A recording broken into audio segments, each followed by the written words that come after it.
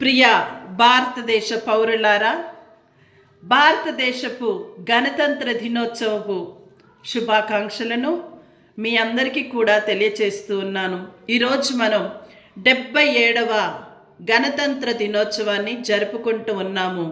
అయితే ఈరోజు మనం రాజ్యాంగమే మన శక్తి, గణతంత్రమే మన గర్వం, స్వేచ్ఛ, సమానత్వం, న్యాయం ఇవే మన భారతదేశం.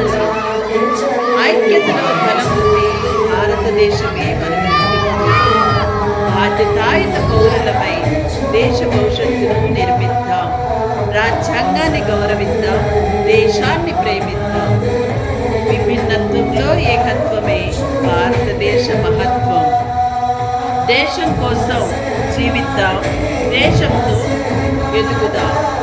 గణతంత్ర దినం భారత గౌరవ దినం. గణతంత్ర దినం భారత గౌరవ దినం. న్యాయం, సమానత్వం, సౌభాతృత్వం భారత గణతంత్ర లక్ష్యాలు. జై హింద్, జై భారత్ మాతా, జై హింద్, వందే మాతరం.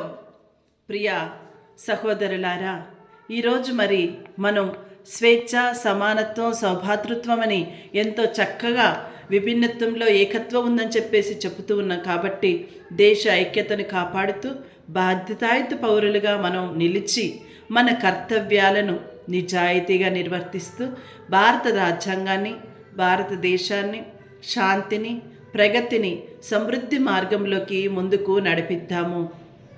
మరి మరొకసారి మీ అందరికీ కూడా భారత గణతంత్ర దినోత్సవ గర్వంతో, కృతజ్ఞతతో జరుపుకునే శుభాకాంక్షలను మీ అందరికీ తెలియచేస్తూ ఉన్నాను.